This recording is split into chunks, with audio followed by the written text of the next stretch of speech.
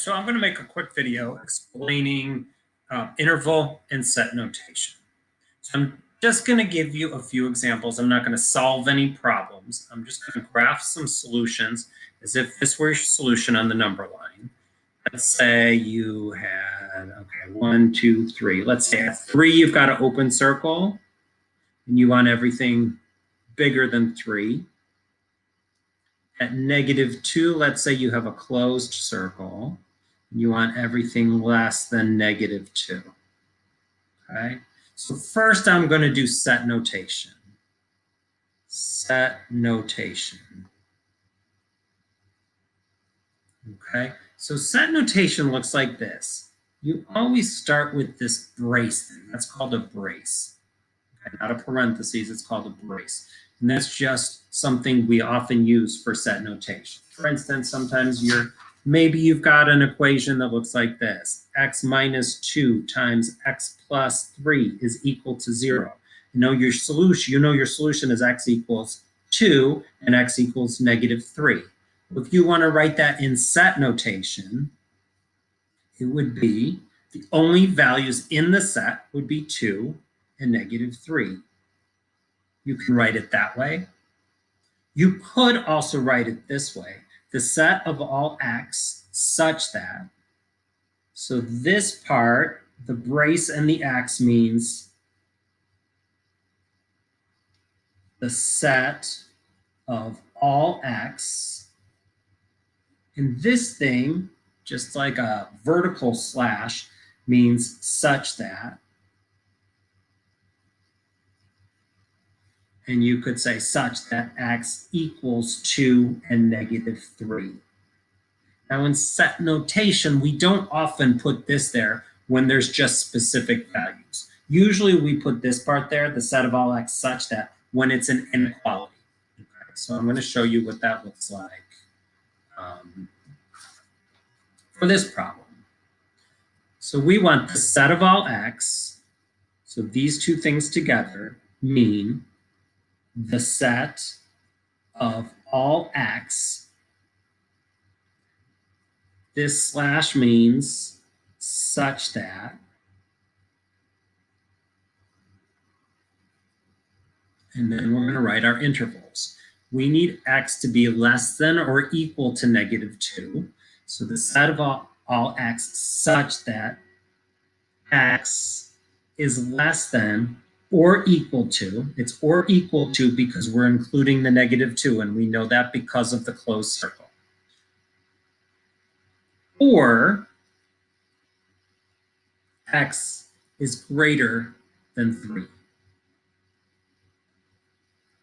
Okay, so there's your set notation. This represents these solutions, all the values of x less than or equal to -2, or all the values of x greater than 3. We don't say and here because there's no numbers that are both less than -2 and at the same time greater than 3. Okay. Now, interval notation.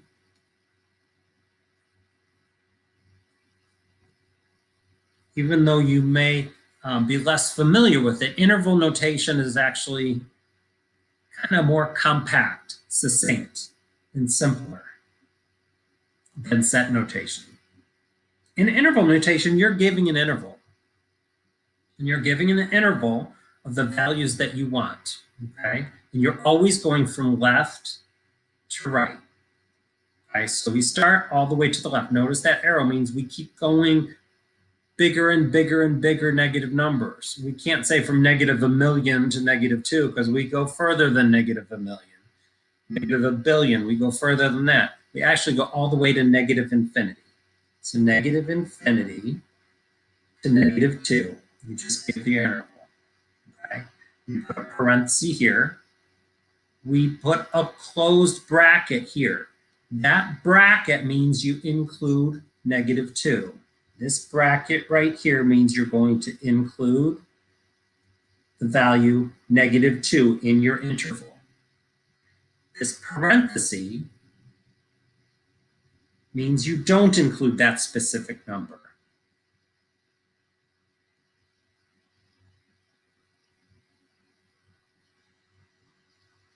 I'm going to put that in quotes, negative infinity, because negative infinity is not a number you can include in a set, because negative infinity is not one specific constant or one specific number. Okay? Negative infinity or positive infinity, it's more like an idea. I could tell you 1.5 trillion, and that's actually a huge number, but it's an actual number. If I tell you 1 million, that's more of an idea than a number. So whenever you have infinity or negative infinity, it is always a parenthesis, because you never really include that number. It's not a specific number in your interval. Okay. Now we need the other part. We need the parts from 3. Again, you're going from left to right to the interval. So the lower end of the interval is 3. So we're going to say or. And the way you say or is with this union thing. This thing means or. And we're going to go from 3 all the way to infinity. And again, this parenthesis means you don't include the number 3 in your interval. You don't include it because it's an open circle, which tells you not to include it. Okay, so let's try another one. Okay, this one's going to be a little bit more complicated. What if we have on our interval, let's say we go from 1, 2, 3, 4. Say we go from 4 to 6. And then we go 9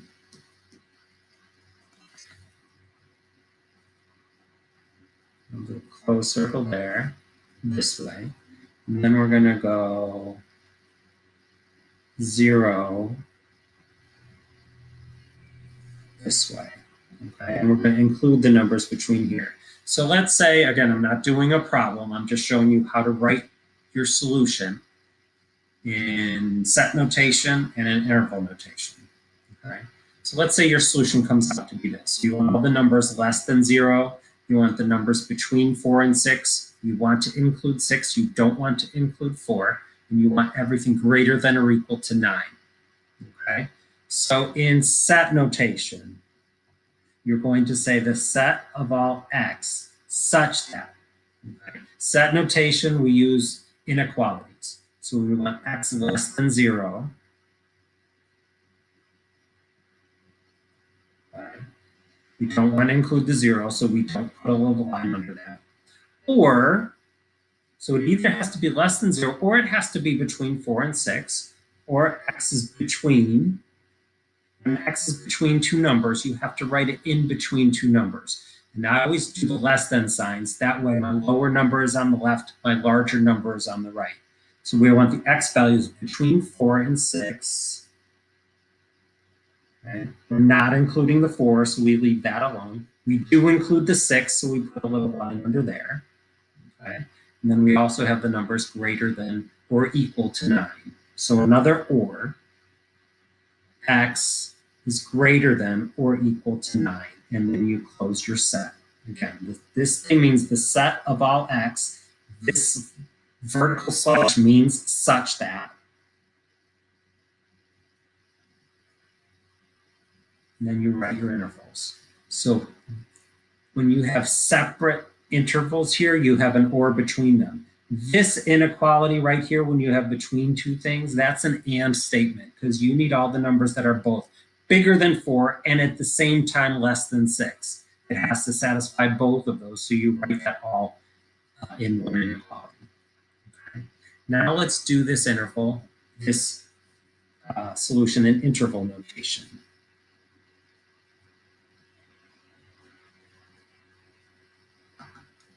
Okay, so we want the interval. Again, you're going from left all the way to the right, always going lower number on the left, bigger number on the right.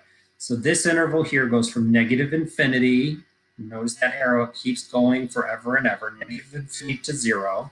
So negative infinity to 0. Notice that's a parenthesis because we never include the number negative infinity. 0, that's a parenthesis because we're not including 0. We're not including it because it's an open circle. Okay. Then you have an or, which is the union symbol. This thing means or. You need all the numbers from 4 to 6. So we have another interval going from 4 to 6. Notice that's a parenthesis. We're not including the 4 because it's an open circle. We do include the 6. So the way you show that you include the 6 is now instead of a parenthesis, you have a bracket. Okay. Another or, so now we've got this thing. And then we want the numbers from 9, the left end of this interval here is 9. And then the right interval, it keeps going on forever and ever. So we want 9 to infinity. We want to include the 9 because of the closed circle. We don't include infinity because, again, it's not one specific number. Okay, I hope that helps with set and interval notation.